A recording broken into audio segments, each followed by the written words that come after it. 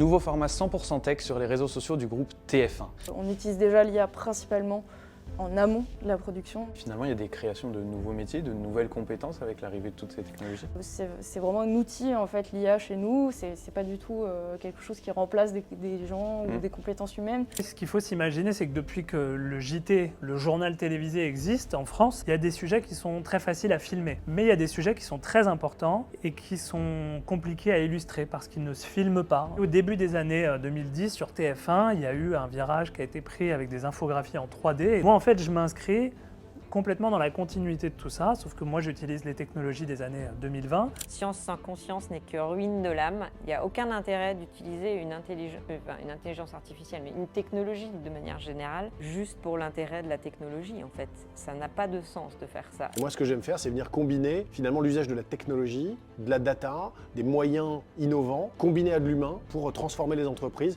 Ensemble, avec nos experts, nous allons vous parler de technologie, data, Innovation, streaming, intelligence artificielle ou encore de notre stratégie d'accélération digitale. sur le jour J du lancement de la plateforme de streaming TF1+, qu'est-ce qu'il s'est passé concrètement? Tout le monde sur le pont à 6h30. Il y avait 200 personnes sur le plateau, tout le monde était à sa place, tout le monde savait ce qu'il devait faire.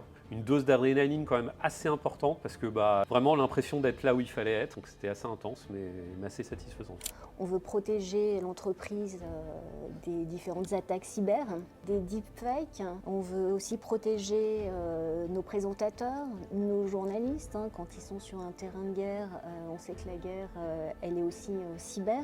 On ne vous en montre pas plus, on vous donne rendez-vous le mercredi 19 février sur la chaîne YouTube du groupe TF1 ainsi que tous les autres réseaux sociaux. Il faut découvrir le Lab des experts.